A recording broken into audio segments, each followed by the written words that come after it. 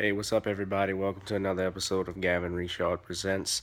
I'm Gavin Richard, just chilling right here on this Friday night, trying to enjoy myself. Uh, Wanted to talk about this. A lot's been going on in the news, and a lot going on with the OJ getting out. I'm gonna do a video on that later during the week, because there's a lot of information that the people need to know about what's going on and what may transpire, in my opinion, and what transpired as a result from the O.J. Simpson case in '95 and '94, and how that's tied into Bill Cosby. But that's another story.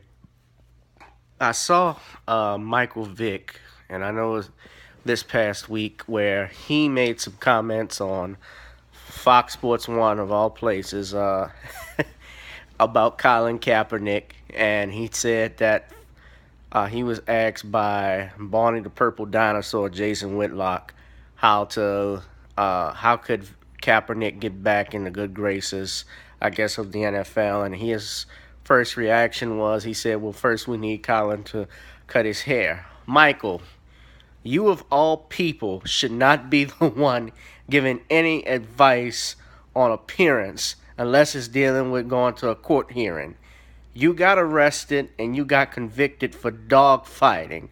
Dog fighting, of all things. Negro, wake up. Now, I saw you apologized afterwards, and okay, cool. But it's clear from what Michael, what you were trying to say and what you were looking for when you were on Fox Sports One. You just retired, so I think you need a job.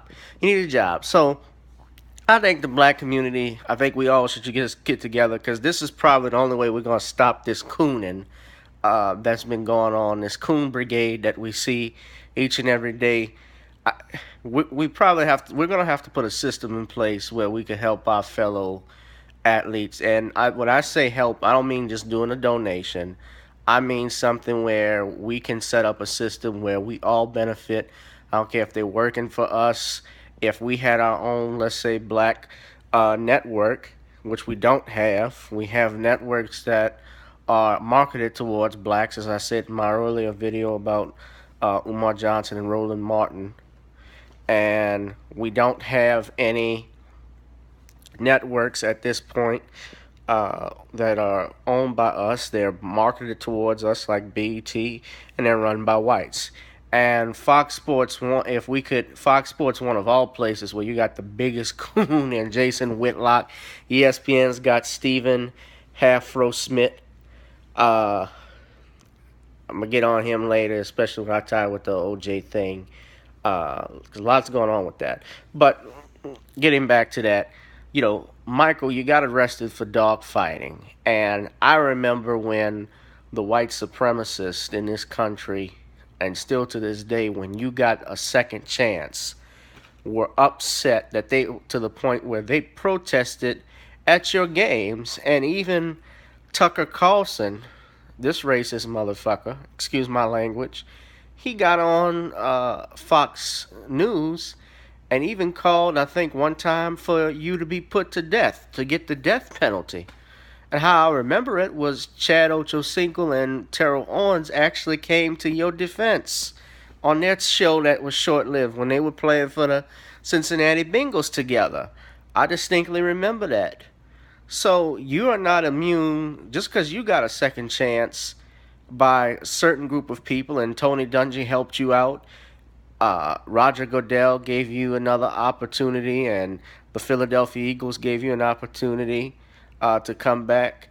Just because you got a second chance doesn't mean that you're immune from this racist system.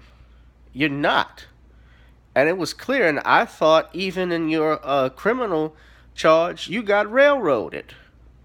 I don't think that was something that you should have been in jail for 18 months, damn near 2 years. Come on, man. That was terrible.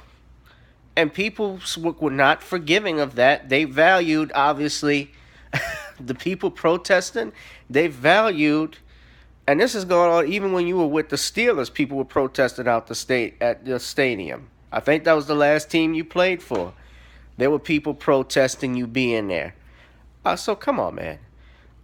But to tie it into what I'm trying to do, and what I was talking about earlier, maybe we need a black owned network, and that includes, we cover all material, all all subjects, excuse me, I say the ads, covers all subjects. We're talking about sports, we're talking about news, weather, something like that, to be what BET was supposed to be and what it originally was doing back in the 80s and 90s. It was giving informative information to the people, but after a while, Bob Johnson and his wife sold it to the Viacom network. And if you remember and recall, uh, after 9/11, CBS was playing all on BET on 9/11. That's because BET is owned by Viacom, and the Viacom network owns BET, MTV, excuse me,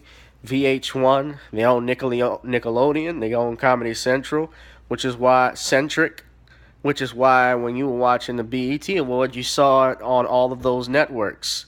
So maybe it's time, and this is a way that we can actually use it as a positive and get something going. But to Michael, we forgive you, man, but get off that coon train. Kaepernick is not being villainized because of his hair. He's being villainized because he stood up for black people in this country against the injustice of police brutality. That has nothing to do with his hair. I see quarterbacks. I saw Dan Orlovsky. I can't even think of his name, but he was so horrible. I know who he is.